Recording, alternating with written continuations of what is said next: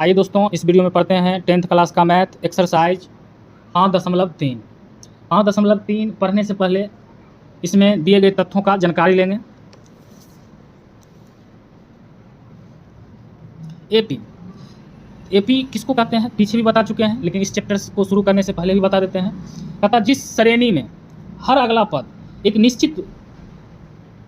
निश्चित संख्या जिस श्रेणी में हर अगला पद एक निश्चित संख्या जोड़कर या घटाकर प्राप्त हो उसे क्या कहते हैं? एपी कहते हैं।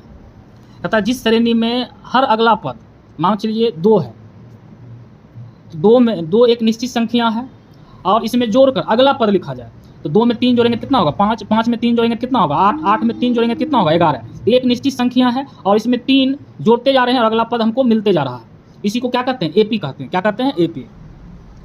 तो यहाँ पहला पद को ए से दर्शाया जाता है, यानी कि ये क्या कहलाएगा? पहला पद, ये दूसरा पद, ये तीसरा पद, ये चौथा पद, ये पांचवा पद, इसी तरह चलते चलेगा और एनवा पद होगा। लास्ट को क्या कहते हैं? एनवा पद। सार्वंतर, ये जो 3 का, ये दोनों को गैपिंग जो 3 का है उसी को क्या कहते हैं? सार्वंतर, जिसको किस चीज़ से दर्शाया जाता है? तो डी से दर्शाया जाता है। और डी जो है हर बार कितना घट रहा है या कितना जुट रहा है उन चीज़ों को दर्शाता है डी, यानी कि सार्वंतर। यहाँ देखिए, क्योंकि हर बार 3 जोड़ा गया है, इसमें हर बार जो है कितना जोड़ा गया? 3 जोड़ा गया है और अगला पद क्या हुआ? प्राप्त। इस चैप्टर में जो फार्मूला यूज होगा, कहता दी गई श्रेणी का योगफल निकालने के लिए, मतलब जो श्रेणी दी गई है, मान चलिए ये जो श्रेणी दी गई है 1 2 3 4 5 पद जो दिया गया है, इस पांचों पद का योगफल निकालने के लिए फार्मूला होता है। और वो फार्मूला यहाँ लिखा गया है। Sn बराबर क्या होता है? n/2 2 × 2a plus n-1 × d। ये योगफल बराबर क्या है? फार्मूला। आइए चलते हैं चैप्टर पर। चैप्टर में पहला क्वेश्चन है, निम्नलिखित समांतर श्रेणियों का योगफल ज्ञात करें। निम्नलिखित समांतर श्रेणियों का योगफल ज्ञात कीजिए। पहला क्वेश्चन है 2, 7, 12 डॉट डॉट 10वें पदों तक। तो n का वैल्यू कितना दे दिया गया आपको? 10। a1 का वैल्यू कितना दे दिया गया? 2। a2 का वैल्यू कितना है? 7। और यहाँ से हमको क्या निकालना है? d। आइए जो दिया गया है उसको पहले लिखते हैं।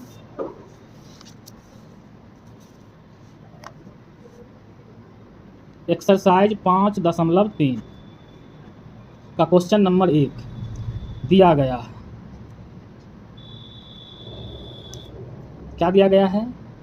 एपी दिया गया है 2, 7, 12 डॉट डॉट डॉट 10 पदों तक। 10 पदों तक 10 पदों तक।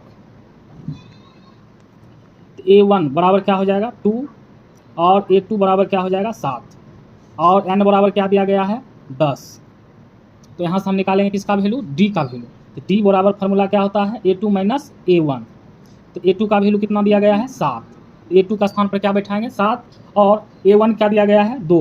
a1 के स्थान पर क्या बैठाएंगे? 2। 7 में से 2 जाएगा कितना बचेगा? 5। ये आपका क्या निकल कर आया? d, यानी कि सार्वअंतर।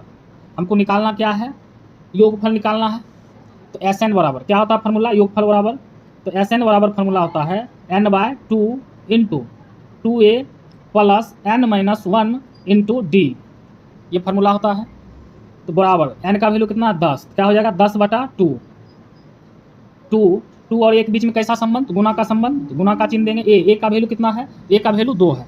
a का स्थान पर क्या बैठाएंगे? 2 प्लस n का वैल्यू कितना दिया गया है? 10 माइनस 1। यहाँ कटेगा, 2 पचे 10, कितना आ गया? 5।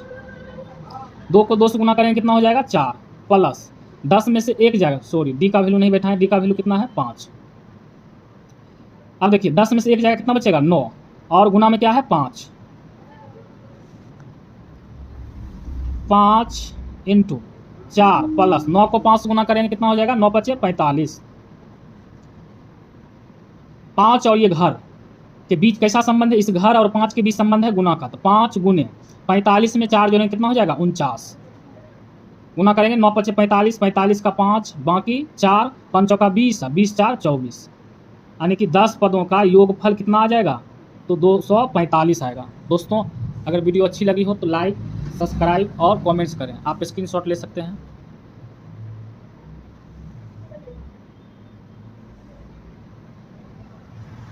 आइए दूसरा क्वेश्चन देखते हैं।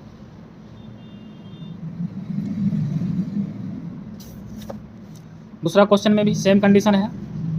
क्या निकालना है? योगफल निकालना है। ये प्रथम पद, ये द्वितीय पद, ये तृतीय पद और 12 पदों को क्या बोला है? योगफल निकालने के लिए। तो आइए जो दिया गया उसको लिखते हैं। क्वेश्चन नंबर 2 दिया गया है। तो क्या दिया गया है? AP दिया गया है -37 comma -33 comma -29 dot dot dot 12 पदों तक। कितना पदों तक? 12 पदों तक। A1 बराबर कितना? -37। A2 बराबर क्या हो जाएगा? -33। और n का वैल्यू कितना दिया गया है? 12 पदों तक बोल रहा है, यानी कि 12 किसका वैल्यू हो जाएगा? n का। यहाँ हमको दिखाना पड़ेगा, निकालना पड़ेगा d का वैल्यू, यानी कि सारबंतर बराबर फॉर्मूला क्या होता है? A2 - A1। A2 का वैल्यू कितना है? -33। तो -33। A1 का वैल्यू कितना है? -37। तो -37। तो -33 माइनस क्या हो जाएगा? +37। 37 में से 33 जाएगा, कितना बचेगा? 4। अब क्या करना है? योगफल निकालना है। कितने पदों का? 12 पदों का। तो योगफल बराबर फॉर्मूला क्या होता है? योगफल को SN द्वारा दर्शाया जाता है। SN बराबर फॉर्मूला क्या होता है? n/2 × 2a + n - 1 × d। कितने पदों का निकालना है? तो 12 पदों का। n का वैल्यू कितना हो जाएगा? 12/2। 2a का वैल्यू कितना है? a का वैल्यू है -37। एक स्थान पर क्या बैठाएंगे? -37 प्लस n का वैल्यू कितना? 12 -1 और d का वैल्यू कितना है? d का वैल्यू निकल कर आया कितना हमको? 4। काटेंगे 6 दूना 12, 6 माइनस प्लस माइनस 7 दूना 14, 14 के 4, 3 दूना 6, 1 7 प्लस 12 में से 1 जाएगा, बचेगा 11 और गुना 4, गुना में है क्या हो जाएगा? S12 बराबर 6 माइनस 74 और 11 चौक 44। S12 बराबर 6 गुने 74 में से 44 जाएगा, 4 में से 4 जाएगा 0 और 7 में से 4 जाएगा 3 माइनस S12 बराबर प्लस माइनस माइनस 6 3 18, यानी कितना हो जाएगा? 180। आप इसका स्क्रीनशॉट ले सकते हैं।